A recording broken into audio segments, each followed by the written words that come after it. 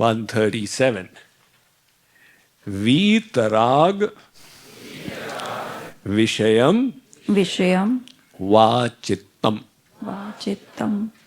Translation: or by meditating upon the illumined soul who is free from cravings for sense objects. This illumined soul that he is referring to is whom? The Guru.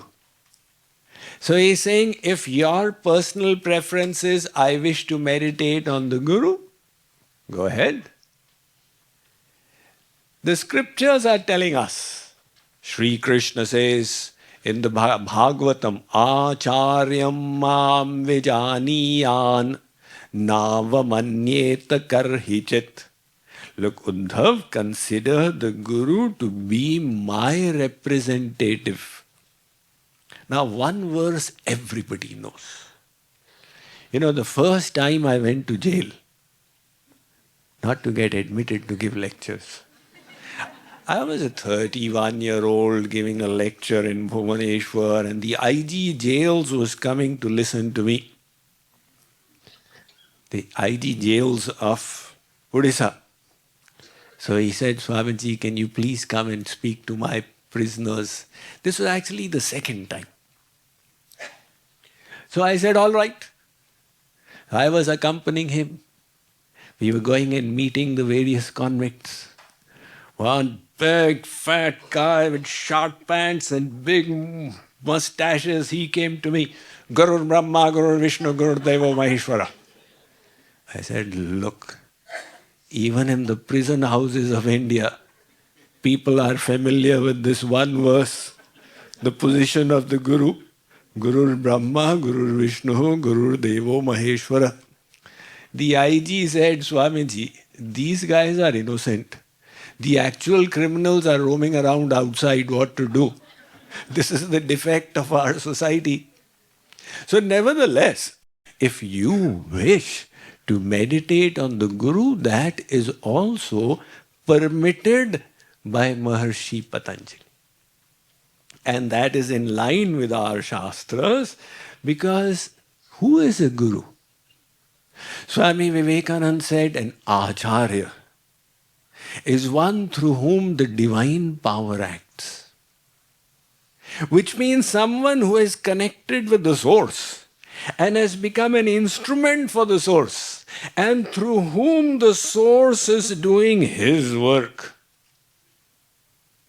So the Guru is Nimit Matra, and the work is being accomplished by God Himself. That is why Saint Kabir said, Jo kare so hari kare, hot Kabir Kabir. The world is getting the impression that Kabir Das is doing this and Kabir Das is doing that, and they are acclaiming Kabir. But the fact is, Hari is getting it done. And Tulsidas, he admitted the same thing. Na main kiya na kari sakan, sahib karta mor, karat karavat aap hai, tulsi tulsi shor. He says, what Ramayana can I write? I have got neither ability nor devotion nor knowledge. Ram wanted it done, and he made me an instrument of it. So, all the saints, they admit.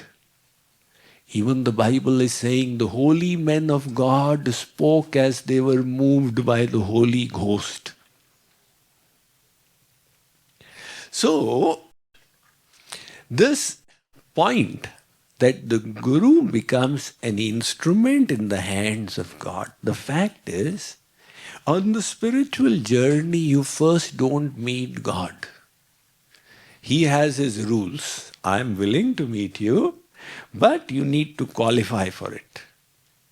What is the qualification, Sri Krishna? Sri Krishna says, when your heart is fully cleansed, then I will meet you. When you reach the state of Mamekam Sharanam Raja, let me know. I will come and give you darshan. So how will I reach that state, Sri Krishna? Sri Krishna says, I don't know, go and find out from the Guru. I have sent the Guru in the world, you go and find out, receive knowledge from the Guru, understand the sadhana to cleanse your heart, and then when the job is done, which means the Guru does the work of a cleaner. He is cleaning our heart. And ultimately, when all the dirty work is done, then Sri Krishna comes. This soul is his living room, okay? What living room? His heart. Has it been fully cleansed? No attachment to Rasgulla, television, etc.? No, Maharaj, it's all clean. Sri Krishna says, now I come. And all the work before that was done by the Guru. That is the reason when Saint Kabir had darshan of now his sadhana is complete and he's having divine darshan of God. So he says, Guru Govinda do khade kake lagu paya. Guru and Govind are both before me. So to whom should I do pranam? Do pranam to both? No. To whom should I do pranam first? Do it to Govind because he is bigger. Do to the biggest entity first of all. Saint Kabir says, no, my sequence will be different. Balihari Guru Apane Govinda Diyo Milay. I will offer my pranam first to my Guru because it was by his grace I was able to meet God today. Likewise, it's just like the father and mother work so hard with their daughter, they raise their daughter, make her qualified in every way. And then when she is about 25, whatever, the selection process happens, some sahab comes, what is your qualification, what is the naksha, etc. Selection happens, take 7 rounds and go away. This was no big deal. The big deal was the father and mother who were raising. Likewise, it's the Guru's effort which helps the disciple reach God.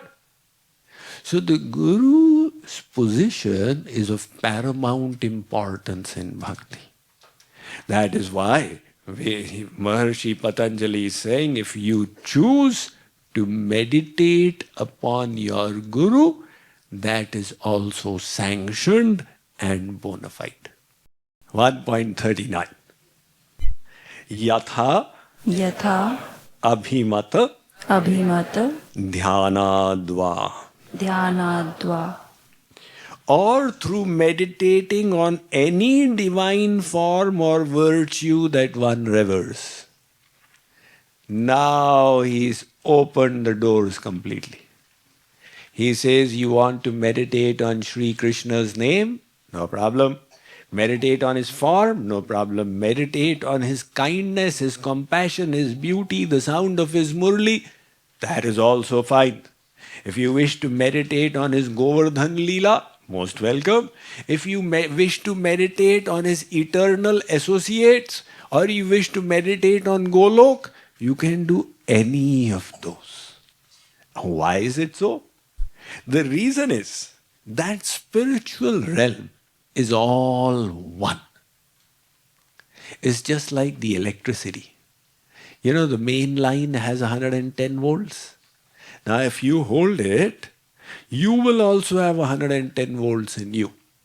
In India, it is 220 volts. It gives you a reasonable shock if you hold the line.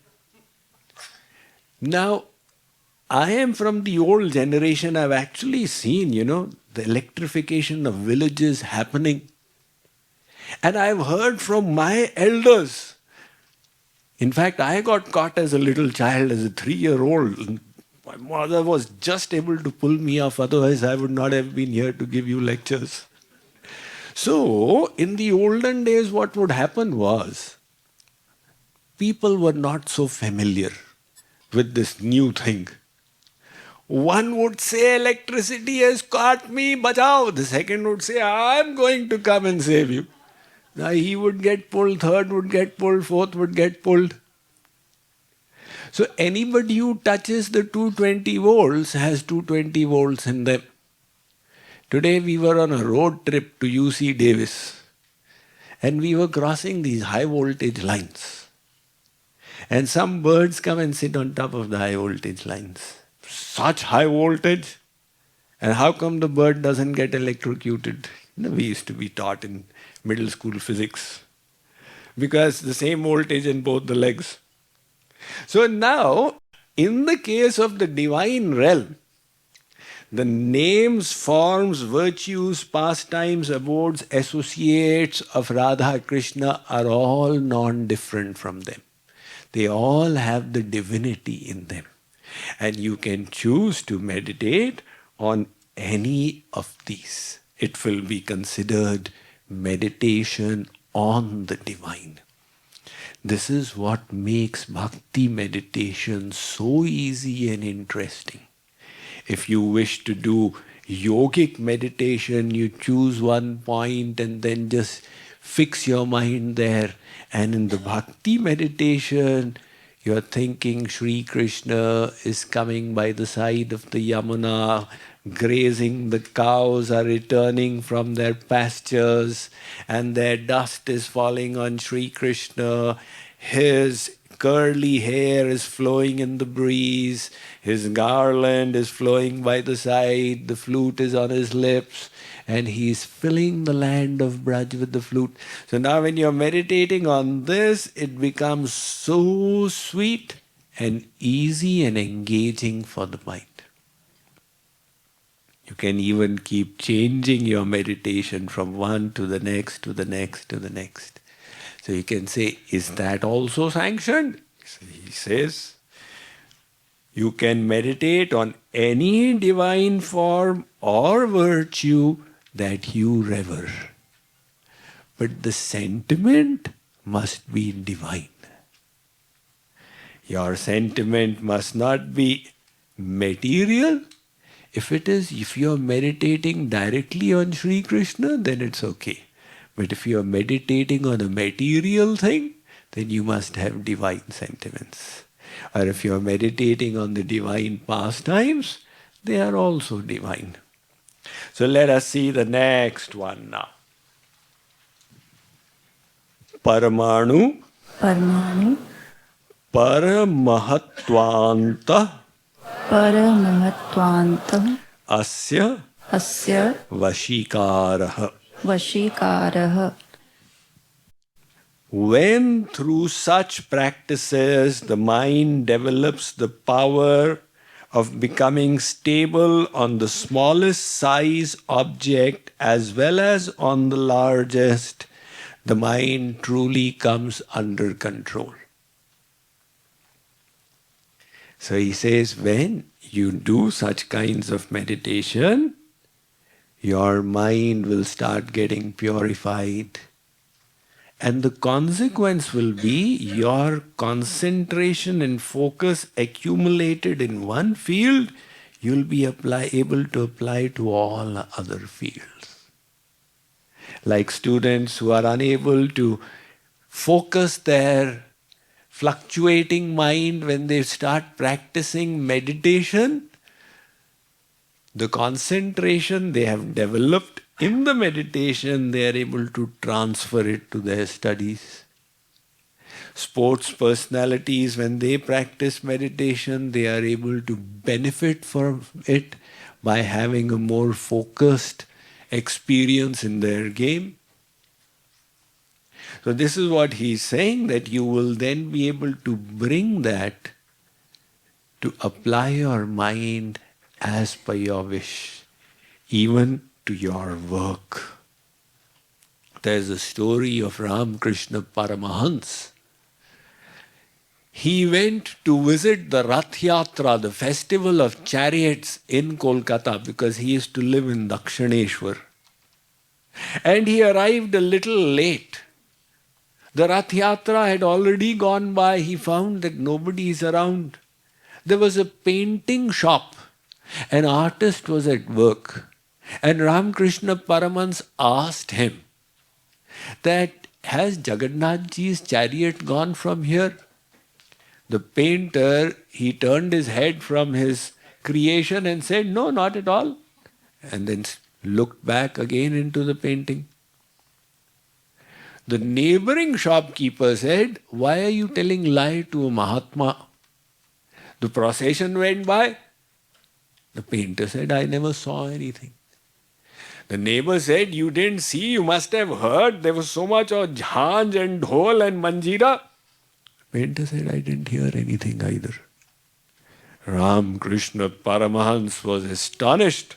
He sat down there in dhyan and he intuited that this person was telling the truth.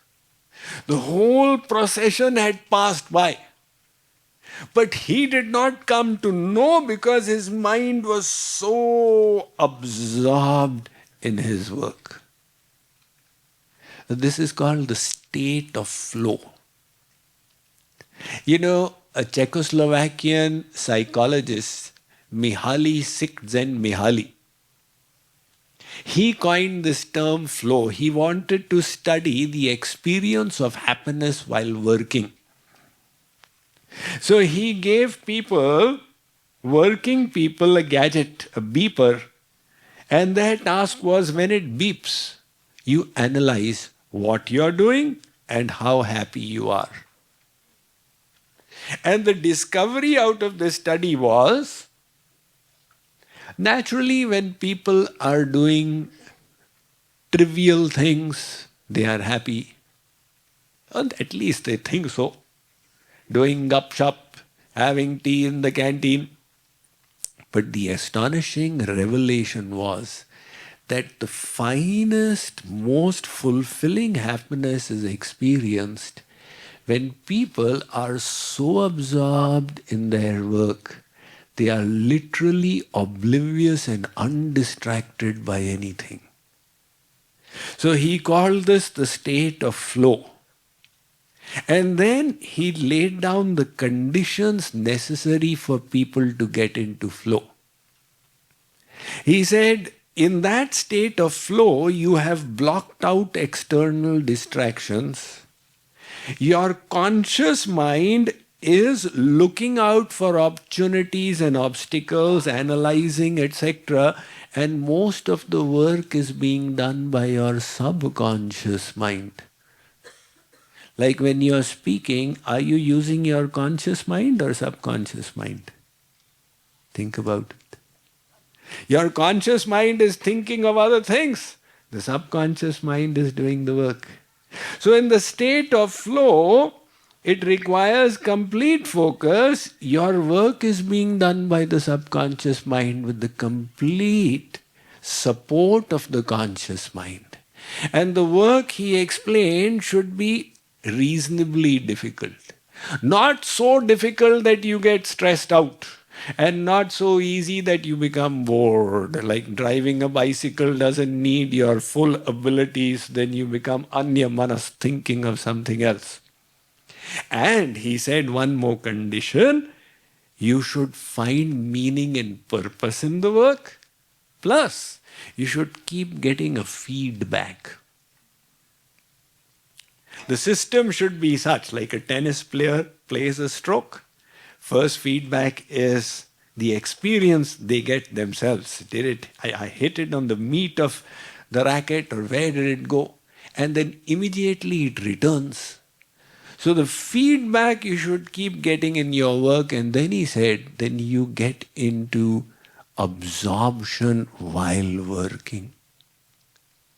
The story of Vachaspati Mishra is astonishing. Vachaspati Mishra has written a commentary on the Mahabharata, Bhamati Bhashya. He was 75 years old and working under candlelight on his desk on his commentary. When the lamp went off, a lady came, lit the lamp and was leaving when his attention got diverted. I said, "Who are you?" The lady said, "Why are you bothering? Continue with your work." He said, "But tell me who you are." She said, "I'm telling you, don't get disturbed." He closed his book and he said, "I need to know who you are." She said, "I'm your wife." He said, "When did we get married?" She said, 50 years ago. He said, "How come I did not know?" She said, "How would you know? Just as you were absorbed right now, the same was your state at that time. We took the 7 rounds, we recited the mantras, but it did not register on your psyche." Vachaspati Mishra said, "For 50 years, what did you do?" She said, "I kept on serving you. I would bring the food and place it here, you would eat it and leave the empty plate, I would take it away." And how did we maintain ourselves? I would do little odd jobs and get the money from the neighbors. But did you not feel disappointed? No personal interaction with me? She said, "I felt blessed. While other ladies are just raising children like cats and dogs, I'm having an opportunity to serve such a noble husband. I felt I was getting purified." Vachaspati Mishra said, "This is phenomenal. I have written this bhashya on the science of mind management, and you have made it practical."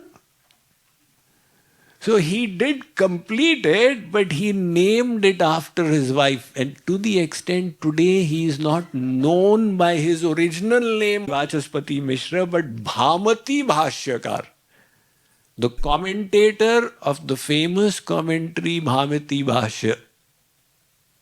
So that kind of focus, if you wish also to get into the state of flow while you work, you need to have the ability of keeping your conscious mind undistracted. And he is saying out here, you can cultivate it. How? Practice the meditations, any of the 7 meditations he is talked about. It will destroy the obstacles on your path to the highest goal, and it will help you develop the mental virtues to keep your beam of attention steady wherever you wish. Such a wonderful revelation shared out here. He is now going to talk about 2 kinds of samadhis. He's already talked about sampragyat and asampragyat. Now he's going to talk about 2 higher samadhis.